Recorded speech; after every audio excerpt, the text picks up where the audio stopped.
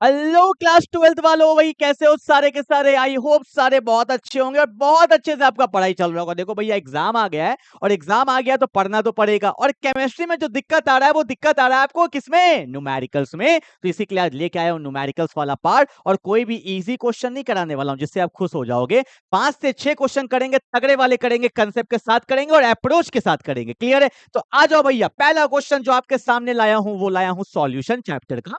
और टॉपिक क्या है? Osmotic pressure. हर बार क्वेश्चन पूछा गया ऑस्मोटिक प्रेशर से। अगर आपने कुछ भी नहीं पढ़ा है तो आज समझ जाओगे क्या होता है। देखो ध्यान से, क्वेश्चन क्या बोला है? Calculate the osmotic pressure. पहले तो आपको पता होना चाहिए ऑस्मोटिक प्रेशर का फॉर्मूला क्या होता है। तो ऑस्मोटिक प्रेशर को दिखाते हैं पाई से, और पाई का फॉर्मूला क्या होता है? पाई इक्वल टू होता है CRT। ठीक है, हर कुछ बताते चले जाऊंगा, ध्यान देना। ठीक है, पाई इक्वल टू क्या होता है? CRT, या ऑस्मोटिक प्रेशर का फॉर्मूला है। पर आप बोलोगे सर ये क्या है CRT? तो बता देता हूं। सी का मतलब होता है कंसंट्रेशन। सी का मतलब होता है कंसंट्रेशन। और कंसंट्रेशन का एक और नाम होता है क्या? मोलैरिटी। मतलब सी यहां पे क्या है? मोलैरिटी है। ठीक है, आर क्या है? आर क्या है? आर मेरा होता है गैस कांस्टेंट। ठीक है ना? और मेरा टी यहां पे क्या है? टी मेरा हो गया टेम्परेचर। चलो इतना बात तो आपको पता चल गया कि पाई इक्वल टू क्या होता है? CRT, और पाई मेरा क्या है? Osmotic pressure. ठीक है, अगला क्या बोला है?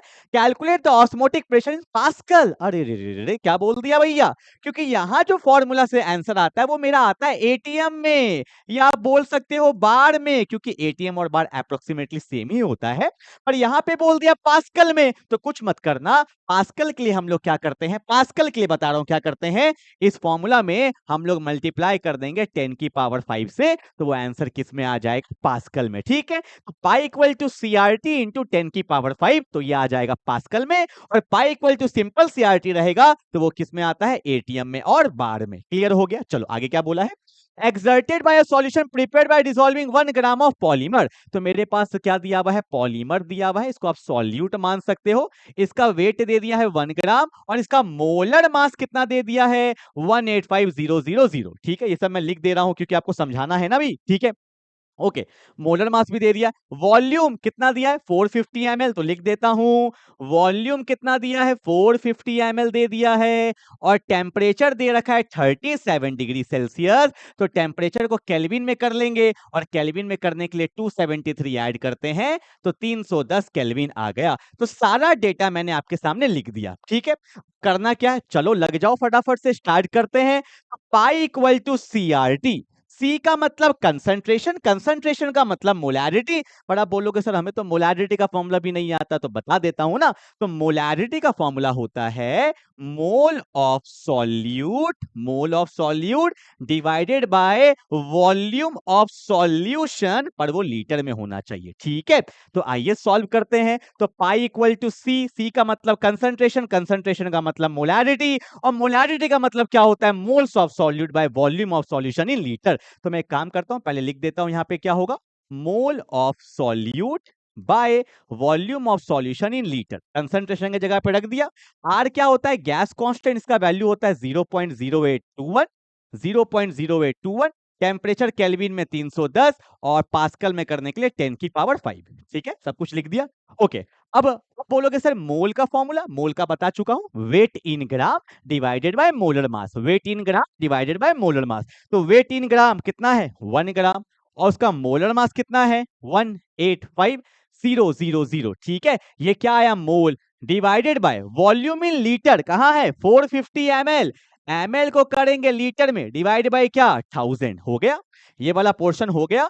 इनटू क्या? 0.0821 इंटू 310 इंटू 10 की पावर 5 लिख दिया ना। फटाफट फटाफट, अब क्या होता है आपको पता है? ये वाला वैल्यू ऊपर चल जाता है। ठीक है, तो पाई इक्वल टू 1/185,000 इंटू क्या होगा? 1000 चल जाएगा ऊपर, और नीचे क्या होगा? 450 इंटू 0.0821 इंटू 310 इंटू 10 की पावर 5। क्लियर है ना? अब देखो क्या होने वाला है। 1 2 3, बोलो क्या? 1 2 3। ठीक है, फिर एक जीरो, फिर एक जीरो, क्या बच गया?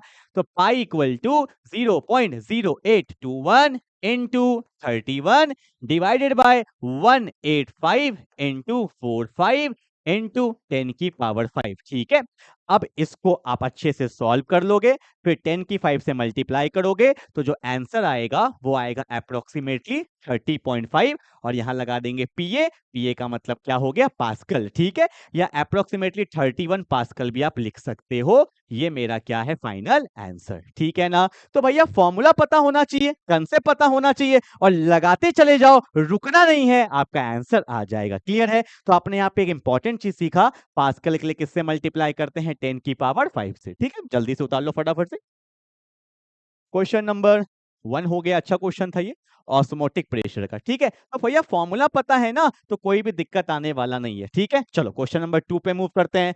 अच्छे से करो, घर जाके फिर से प्रैक्टिस करो बार बार, हर दिन कम से कम भी 4 से 5 न्यूमेरिकल्स बनाओगे तो अच्छे से हो जाएगा। ठीक है, चलो भैया क्वेश्चन नंबर 2 पे बढ़े। ये भी मैंने सॉल्यूशन कर लिया है। आज करेंगे 6 न्यूमेरिकल्स, 2 सॉल्यूशन, 2 इलेक्ट्रोकेमिस्ट्री और 2 केमिकल काइनेटिक्स। तो 6 न्यूमेरिकल्स करके जाना है। ठीक है, देखो फिर बोला है क्या, boiling point of water at 750 mmHg is इतना।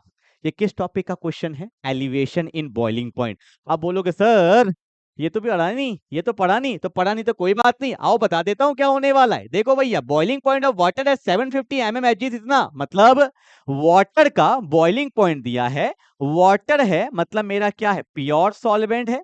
और आपको पता होगा प्योर सॉल्वेंट का बॉइलिंग पॉइंट हम लोग कैसे दिखाते हैं? T not be. बी मतलब बॉइलिंग पॉइंट, टी का मतलब क्या हो गया मेरा? टेम्परेचर, और नॉट का मतलब होता है प्योर चीज के लिए। कितना दिया हुआ है? 99.63 डिग्री सेल्सियस लिख दिया क्या? चलो भैया आगे क्या बोला है?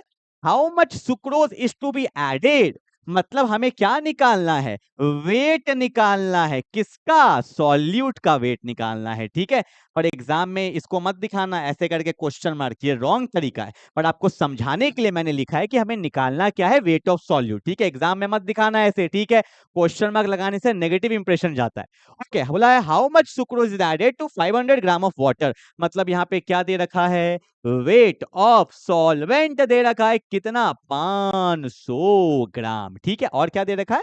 So that it boils at 100 degree Celsius, मतलब यहां पे बोलना क्या चाह रहा है कि जैसे आपने वाटर में सॉल्यूट को ऐड किया तब तो वो सॉल्यूशन बन गया, तब उसका बॉइलिंग पॉइंट कितना हो गया? 100 डिग्री सेल्सियस।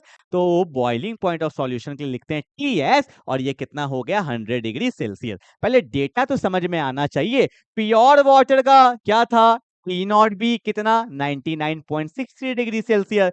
ठीक है, वेट ऑफ सॉल्वेंट दे रखा है, और सॉल्यूशन का क्या दे रखा है? बॉइलिंग पॉइंट, तो टीएस लिखते हैं कितना है? 100 डिग्री सेल्सियस। इतना बात क्लियर हो गया। आइए, तो पहले आपको फॉर्मूला पता होना चाहिए। जो डेल्टा टीवी होता है इसको बोलते हैं एलिवेशन इन बॉइलिंग पॉइंट। क्या बोलते हैं? Elevation in boiling point. इसका फॉर्मूला होता है TS minus T not B. एक फॉर्मूला तो इसका ये होता है, और एक इसका फॉर्मूला और होता है delta TB is equal to K B into M. Delta TB तो वही हो गया elevation in boiling point, K B क्या है? कांस्टेंट, इसका नाम होता है elevation in boiling point constant. क्या बोलते हैं? Elevation in boiling point constant. और एम मेरा क्या है? एम मेरा है मोलैलिटी। ठीक है, और इस क्वेश्चन में दोनों का यूज होने वाला है। कैसे? ध्यान से देखो, टीएस दे रखा है, टी नॉट बी दे रखा है, डेल्टा टीवी निकल जाएगा। तो डेल्टा टीवी जो होता है वो होता है टीएस कितना है? 100 degree Celsius, minus T not be कितना है? 99.63 डिग्री सेल्सियस। ठीक है, तो डेल्टा टी का वैल्यू क्या आएगा? जब माइनस करेंगे वैल्यू कितना आएगा? 0.37 डिग्री सेल्सियस। ये आ गया, कोई दिक्कत है यहां तक? अब इसी वैल्यू को हम लोग यहां लगाएंगे। क्लियर है? हटा दूं? पहले इतना उतार लो अच्छे से। जल्दी से उतार लिया क्या? हल्का स्लाइड कर रहा हूं, देखो ध्यान से। अब देखो, अब क्या होने वाला है? तो आपको पता है कि डेल्टा टीबी जो होता है वो होता है K B into M. Delta TB का वैल्यू कितना आया? 0.3s। केबी जो है ये कांस्टेंट है, क्वेश्चन में गिवन होना चाहिए। ये एक्चुअली एनसीईआरटी का क्वेश्चन है, गिवन नहीं है, पर एग्जाम में क्वेश्चन आएगा तो केबी का वैल्यू गिवन होगा। और यहाँ पे मेरे को पता है पहले से कि केवी इसको बोलते हैं elevation in boiling point constant, और वाटर का जो होता है वो होता है 0.52। अगर नहीं भी देगा तो पता होना चाहिए वाटर का क्या होता है? 0.52। ठीक है, मोलैलिटी क्या होता है? मोलैलिटी स्मॉल एम का मतलब होता है मोलैलिटी, और मोलैलिटी का फॉर्मूला पता होना चाहिए। ये होता है mole of solute divided by weight of solvent, wait of solvent, और ये किस में होना चाहिए, केजी में। ठीक है, इतना बात तो क्लियर है। पर हमें निकालना क्या था, यही तो निकालना था, वेट ऑफ सॉल्यूट या मास ऑफ सॉल्यूट, यही तो निकालना था। ध्यान से देखो, तो 0.37 इसको भेज दो नीचे, 0.52 क्या हो गया, मोल ऑफ सॉल्यूट। क्या होता है मोल ऑफ सॉल्यूट, तो बोलेंगे क्या, weight in gram divided by क्या, उसका molar mass by weight of solvent in KG. Solvent का तो वेट दिया हुआ था ना, कहाँ है सॉल्वेंट, सॉल्वेंट कहाँ है मेरा, ये देखो सॉल्वेंट क्या है, 500 ग्राम, केजी में कर लेंगे पहले इसको, बोलो कि नहीं। चलो भैया, वेट ऑफ सॉल्वेंट आ जाओ, क्या हो गया, हाँ ये 500 ग्राम था, ग्राम को कर देंगे किसमें, केजी में, डिवाइड बाय क्या हो जाएगा, 1000। ठीक है, तो देखो क्या होगा, 0.37 डिवाइडेड बाय 0.52, वेट निकालना है। मोलर मास किसका है, सुक्रोज का दिया है ना, देखो तो ध्यान से, कहाँ है क्वेश्चन, कहाँ है मेरा, बोला है, कहाँ गया, how much sucrose is added, किसको ऐड कर रहे हैं, सुक्रोज को। ठीक है, तो वही तो निकालना है, हाउ मच सुक्रोज, कितना सुक्रोज आपने ऐड किया, तो सुक्रोज क्या हो गया, सॉल्यूट, किसमें ऐड किया, वाटर में, तो वाटर क्या हो गया, सॉल्वेंट। इतना बात तो क्लियर है ना। अब बोलोगे सर सुक्रोज क्या होता है, तो बता देता हूं, देख लो, देखो, सुक्रोज SUCROSE, सुक्रोज होता है C12H22O11, ये सुक्रोज होता है। ठीक है, जब इसको काउंट करोगे ना, तो इसका जो मोलर मास आएगा, मोलर मास आएगा, वो आता है 342। कैसे काउंट करेंगे, कार्बन का 12 होता है तो 12 इंटू 12, हाइड्रोजन का 1 होता है तो 1 इंटू 22, ऑक्सीजन का 16 होता है तो 16 इंटू 11। ठीक है, इतना आप कर लोगे। तो भैया वेट नहीं पता था, मोलर मास कितना है, 342 है, और 500/1000 कितना हो जाएगा, 1/2 हो जाएगा, और 2 से ये कट जाएगा कितने बार में, 171 बार में। तो वेट मेरा कितना हो जाएगा, इसको भेज दो ऊपर, तो 0.37 इंटू 171 डिवाइडेड बाय 0.52, इसको आप सॉल्व कर लोगे तो आपका फाइनल आंसर आ जाएगा, and that's my final answer. ठीक है, तो भैया कुछ था नहीं क्वेश्चन में, और ये जो आएगा ये किस में आने वाला है, ग्राम में आने वाला है, क्योंकि आपको पता है कि यहाँ पे हम लोग क्या लेते हैं, वेट इन ग्राम लेते हैं, तो ग्राम में आएगा। ठीक है, क्वेश्चन में कुछ था नहीं, अगर आपका हल्का सा भी कंसेप्ट में क्लैरिटी है तो क्वेश्चन आसानी से कर लोगे। दो फॉर्मूला पता होना चाहिए इसमें, कौन कौन सा फॉर्मूला पता होना चाहिए, एक तो पता होना चाहिए हमें कौन सा वाला, कि डेल्टा टीबी क्या होता है मेरा, TB sorry TS minus T nought भी होता है, और एक डेल्टा टीबी इक्वल टू क्या होता है, केबी इंटू एम, एम क्या होता है, मोलैलिटी। केबी का वैल्यू नहीं दिया होगा तो क्या ले लेंगे, 0.52 ले लेंगे, उसके बाद सॉल्व करोगे तो ऑटोमेटिकली आपका फाइनल आंसर आ जाएगा। ठीक है, जल्दी से उतार लो फटाफट से इसको। भैया न्यूमेरिकल्स करना है तो पेशेंस रखना पड़ेगा, फॉर्मूलाज पता होना पड़ेगा, छोटा छोटा चीज मैं आपको बताने का कोशिश कर रहा हूं कि मोल क्या होता है, वेटिंग ग्राम बाय मोलर मास। सुक्रोज का आप निकाल सकते थे, मुझे याद था, निकाल के भी दिखा देता हूं। तो 12 इंटू 12 प्लस 22 इंटू कितना है 1 प्लस 16 इंटू 11। ठीक है, इसको सॉल्व कर लोगे तो आ जाएगा। ठीक है, चलो भैया हो गया, तो दो क्वेश्चन मैंने सॉल्यूशन का करा दिया है। ठीक है, दिमाग का तो हौच पौच हो गया होगा, कोई बात नहीं, कम से कम आपको फॉर्मूला तो पता चल गया, pi equal to CRT, delta TB equal to TS minus T not B, और delta TB is equal to KB into M small M, और एम क्या होता है, मोलैलिटी। कम से कम इसी बहाने दो फॉर्मूला तो देखे। ठीक है, चलो भैया आगे बढ़ते हैं। क्वेश्चन नंबर 3, अब आते हैं इलेक्ट्रोकेमिस्ट्री में। दो कर लिया सॉल्यूशन का, दो करते हैं इलेक्ट्रोकेमिस्ट्री का। क्या बोला है, calculate the delta G not and log के सी फॉर द फॉलोइंग सेल। ठीक है, पहले फॉर्मूला पता होना चाहिए, देखो। ठीक है, डेल्टा जी नॉट का जो फॉर्मूला होता है वो होता है minus F E not cell, ये होता है डेल्टा जी नॉट का फॉर्मूला। ठीक है, अब आओ सॉल्व करते हैं। The delta G nought minus N मतलब होता है नंबर्स ऑफ इलेक्ट्रॉन ट्रांसफर, तो सिंपल देख सकते हो, यहाँ पे Ni से किस में गया, Ni+2 में, मतलब 2 इलेक्ट्रॉन का लॉस हुआ होगा, तो 2 का लॉस हुआ है तो 2 का ही क्या हुआ होगा, गेन हुआ होगा। तो सिंपली यहाँ पे n का वैल्यू क्या होगा, 2। फैराडे का वैल्यू कितना होता है, 96500। ठीक है, क्वेश्चन में दिया हुआ है, अच्छा यहाँ पे 96500 होगा। ठीक है, हल्का सा मिसप्रिंट। फैराडे का वैल्यू कितना होता है, 96500 कूलम पर मोल इनवर्स होता है, और ई नॉट शेल दिया हुआ है कितना, 1.05 वोल्ट दिया हुआ है। और इसको जब हम लोग सॉल्व कर लेंगे डेल्टा जी नॉट को, अब यहाँ पे आप सॉल्व कर लेना इसको घर जाके आसानी से। ठीक है, सॉल्व कर लोगे तो जो आएगा हमारा आंसर वो हमारा फाइनल आंसर होगा। और डेल्टा जी क्या होता है, गिव्स फ्री एनर्जी, और डेल्टा जी नॉट है इसको बोलेंगे क्या, standard gives free energy. Clear है ना, तो बस हो गया।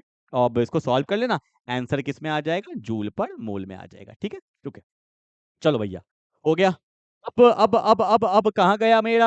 हाँ, एक और निकालना है, लॉग केसी। केसी क्या होता है? Equilibrium constant. क्या होता है? Equilibrium constant. और आपको पता होना चाहिए इक्विलिब्रियम में ई सेल का वैल्यू क्या होता है? 0 होता है। इक्विलिब्रियम में ई सेल का वैल्यू क्या होता है? 0 होता है। ठीक है, अब चलो सॉल्व करते हैं। पहले मैं आपको एकदम बेसिक से बता देता हूँ, डायरेक्टली फॉर्मूला नहीं चिपकाऊंगा। तो आपको पता होगा कि ई सेल जो होता है according to Nernst equation, E cell क्या होता है? E not cell minus 0.059 by N, और यहां पे क्या ले लेते हैं? Log of final concentration by initial concentration. ठीक है, तो मैं यहां पे ले लेता हूं केसी। क्यों? क्योंकि मुझे पता है रिएक्शन किस में है? इक्विलिब्रियम में है, तभी तो केसी लिखा गया। और केसी लिखा गया है तो ई सेल का वैल्यू क्या होगा? 0 हो जाएगा। ठीक है, अब इस वैल्यू को यहां ले आते हैं तो यहां पे क्या हो जाएगा? E not cell is equal to 0.059 by N, और यहां पे क्या आ गया? Log KC. ठीक है, ये फॉर्मूला होता है। अब मुझे क्या निकालना है? लॉग केसी निकालना है। तो लॉग केसी क्या हो जाएगा बोलो? ई नॉट शेल इंटू एन ऊपर चल जाएगा डिवाइडेड बाय 0.059। ठीक है, ई नॉट शेल का वैल्यू दिया हुआ है कितना? 1.05 दिया हुआ है। एन का वैल्यू कितना होता है? एन का वैल्यू कितना होता है? 2 दिया हुआ है। और यहाँ पे क्या? 0.059। इसको सॉल्व कर लेंगे तो आपका क्या निकल जाएगा? लॉग केसी। और केसी क्या होता है? Equilibrium constant. क्लियर है? जल्दी से उतार लो फटाफट से। हाँ जी भैया, हाँ जी भैया। ठीक है, चलो भैया, यहां तक कोई दिक्कत तो नहीं है? खाली फॉर्मूला का खेला है। डेल्टा जी नोट क्या होता है? Minus N F E nought cell.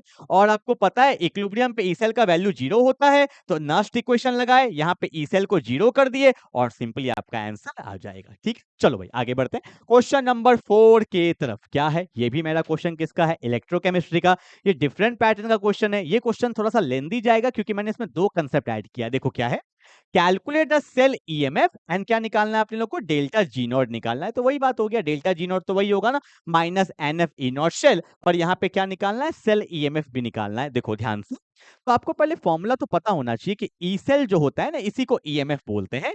तो ई सेल क्या होता है? E not cell minus 0.059 bye क्या हो जाएगा?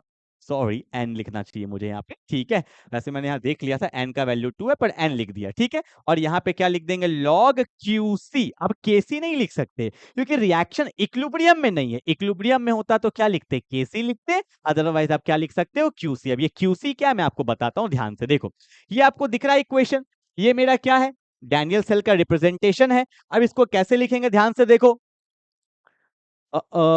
हाँ, वैसे डैनियल शेल नहीं है, डैनियल शेल में कॉपर होना चाहिए था। ठीक है, मतलब एक सेल्फ रिप्रेजेंटेशन आप बोल सकते हो। तो जिंक किस में गया? Zn+2 में गया। कितना इलेक्ट्रॉन का लॉस हुआ? 2 इलेक्ट्रॉन का लॉस हुआ। अब कैडमियम +2 में था, कैडमियम ने वही 2 इलेक्ट्रॉन को एक्सेप्ट किया और किस में चला गया? कैडमियम में चला गया। ठीक है, जिंक से Zn+2 लॉस ऑफ इलेक्ट्रॉन क्या होता है? ऑक्सीडेशन। कैडमियम ने गेन ऑफ इलेक्ट्रॉन किया तो क्या हुआ? रिडक्शन। अब इसी को हम लोग पहले इक्वेशन के फॉर्म में लिखेंगे। कैसे? कि Zn, ठीक है, साइड में कौन है? कैडमियम+2 से ये किस में चला गया? Zn+2 में। और कैडमियम+2 किस में चला गया? कैडमियम में। तो ये बेसिकली मेरा क्या हो गया? रिएक्शन। तो रिएक्शन लिखना भी आना चाहिए। ठीक है ना? अब देखो मुझे चाहिए क्या? E cell. तो 0.059 बाय एन लॉग क्या होता है? क्यूसी। अब कैसे लिखेंगे देखो, क्या जिंक का कंसंट्रेशन दिया हुआ है? नहीं, जिंक तो सॉलिड के फॉर्म में है।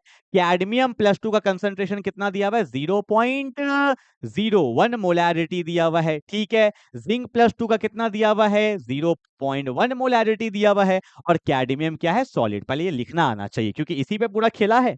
ठीक है, और क्यूसी जो होता है, बता रहा हूं क्यूसी। क्यूसी क्या होता है? Final concentration by initial concentration. मतलब क्यूसी जो होगा वो क्या होगा?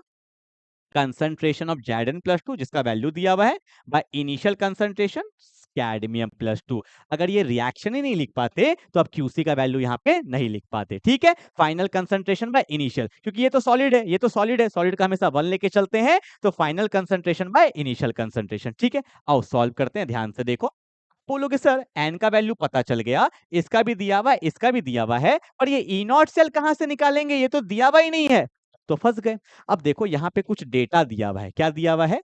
कि यहाँ पे Zn+2 होगा, यहाँ भी +2 होगा। ठीक है, यहाँ पे कुछ वैल्यू दिया है। ई नॉट दिया है Zn+2 से Zn का, और यहाँ पे ई नॉट दिया है कैडमियम+2 से कैडमियम का। अगर आपने चैप्टर थोड़ा सा भी पढ़ा होगा तो वहां पे आपको बताया गया होगा कि ई नॉट शेल का एक वैल्यू होता है क्या? E naught of cathode, E naught of cathode minus E naught of anode. ठीक है, तो कैथोड में क्या होता है, रिडक्शन। कैथोड में क्या होता है, रिडक्शन। और रिडक्शन किसका हुआ है, किसका हुआ है, कैडमियम का। तो यहां पे आप लिख सकते हो कैडमियम +2 से कैडमियम माइनस, और एनोड में कौन है, एनोड में क्या होता है, ऑक्सीडेशन, जिंक। तो यहाँ पे सेम पैटर्न में जैसे यहाँ लिखा हुआ है, तो जिंक +2 से कहां चल जाएगा, जिंक में। ये सब पता होना चाहिए। कैथोड में क्या होता है, रिडक्शन होता है। एनोड में क्या होता है, ऑक्सीडेशन होता है। तो दोनों का वैल्यू लिख दिए। अब बताओ कैडमियम +2 का वैल्यू कितना दिया है, -0.40, माइनस जिंक +2 का वैल्यू क्या दिया है, -0.76। अब देखो -0.40 माइनस माइनस प्लस 0.76, तो 50 60 70, तो वैल्यू क्या हो गया, 0.36 वोल्ट आ गया प्लस में। ठीक है, तो इस तरह से हमने क्या किया, ई नॉट शेल का वैल्यू निकाल लिया। ये पता चल गया, ये तो पता ही है। एन का वैल्यू कितना है, देख लो कोई भी रिएक्शन में कितना है, 2 है। Log QC final concentration by initial concentration, ये भी पता है। सब वैल्यू पता चल गया, लगाएंगे आपका आंसर आ जाएगा। पहले इतना उतारो, मैं थोड़ा सा ऊपर कर रहा हूं। ठीक है, सॉल्व करना पड़ेगा ना मुझे। ठीक है, देखो भैया, न्यूमेरिकल्स का मजा तभी होता है जब फॉर्मूला सारे हमारे हाथ में होते हैं। ई सेल हो गया, ई नॉट शेल कितना दिया हुआ है, ई नॉट शेल 0.36 माइनस 0.059। ठीक है, एन का वैल्यू कितना है 2। लॉग ऑफ फाइनल कंसंट्रेशन कितना है, फाइनल कंसंट्रेशन 0.1।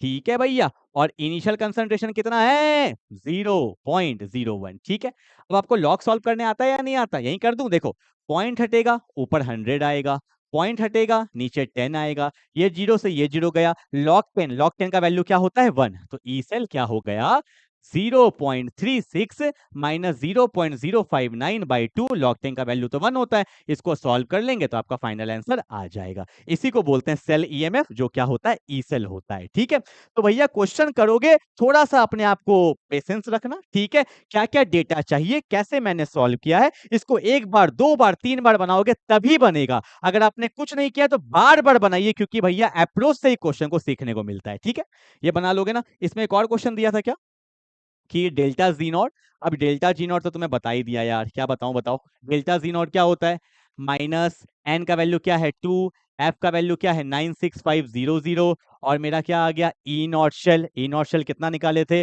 0.36। ये है ई नॉट शेल, ये नहीं है। ठीक है, ये तो ई सेल है। ठीक है, सॉल्व करेंगे तो आपका आंसर आ जाएगा। ठीक है, चलो भैया, क्वेश्चन नंबर 4 हो गया, आगे बढ़े क्या। 2 हो गया सॉल्यूशन, 2 हो गया इलेक्ट्रोकेमिस्ट्री। अब आते हैं केमिकल काइनेटिक्स। ध्यान से देखो क्या बोला है, for a reaction reactant to product. ठीक है, रिएक्शन से कहां गया, प्रोडक्ट में गया, एकदम दिखाओ। ठीक है, बोला है the concentration of the reactant changes from 0.03 molarity to 0.02 molarity in 25 minutes. मतलब जब रिएक्शन स्टार्ट भी नहीं हुआ था, टाइम t इक्वल टू 0 था, तो उसका कंसंट्रेशन था 0.03 मोलैरिटी। ठीक है, कितना समय बीत गया, 25 मिनट बीत गया। अब उसका कंसंट्रेशन हो गया 0.02 मोलैरिटी, मतलब 0.01 मोलैरिटी कहां चला गया, प्रोडक्ट की तरफ चला गया। ठीक है भैया, बोल सकते हैं ना। ओके, बोला calculate the average rate of the reaction using units of time both in minutes and second. ये एनसीईआरटी का क्वेश्चन मैंने लिया। ठीक है, देखो कैसे निकालते हैं। आपको बोला average rate, average rate, rate का मतलब क्या होता है, स्पीड। अब स्पीड क्या होता है, डिस्टेंस बाई टाइम। डिस्टेंस मतलब कहां से कहां चला, तो 0.03 से कहां चला गया, 0.02। और आपको मैंने बताया था रिएक्टेंट के केस में आगे माइनस लगाना पड़ता है। ठीक है, तो बोलो क्या होगा, फाइनल कंसंट्रेशन कितना है, 0.02। इनिशियल, फाइनल माइनस इनिशियल करते हैं ना एवरेज में, तो 0.02 माइनस 0.03। फाइनल टाइम कितना है, 25 मिनट माइनस 0 मिनट। ठीक है, ओके, अब एवरेज रेट क्या होने वाला है, ध्यान से देखो।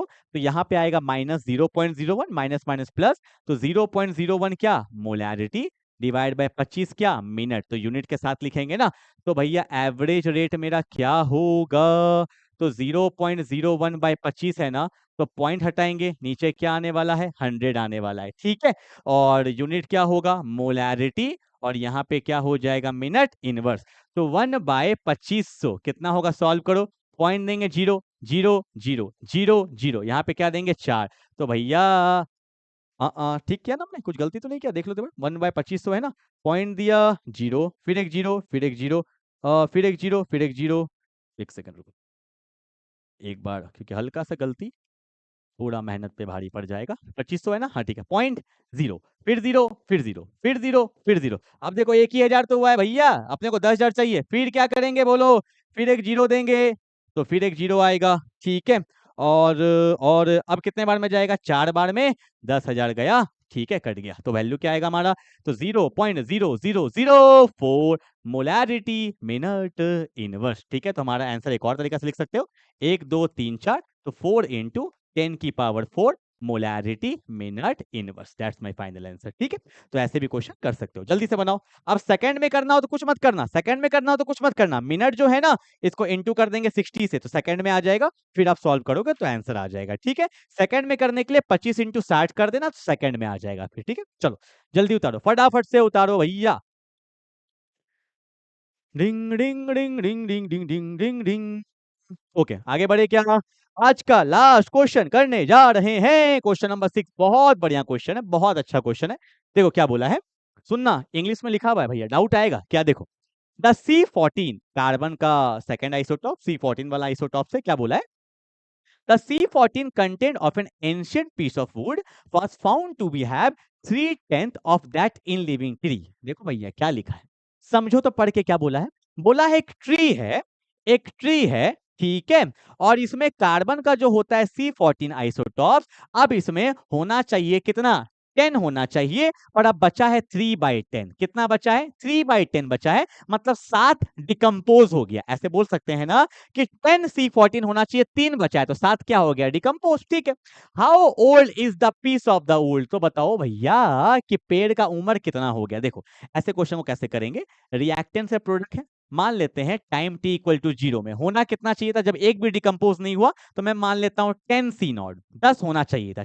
कुछ समय बीता, कितना समय बीत गया, t समय बीत गया, तो अब 3 C0 बचा है, क्योंकि 7 डिकम्पोज हो गया। ये तो बोला है कि 10 होना चाहिए था, 3 है, तो 7 डिकम्पोज हो गया। तो इनिशियल कंसंट्रेशन मैंने मान लिया 10 C0, फाइनल क्या मान लिया 3 C0, क्योंकि 7 C0 क्या हो चुका है, डिकम्पोज हो गया, चल गया प्रोडक्ट की तरफ, ठीक है।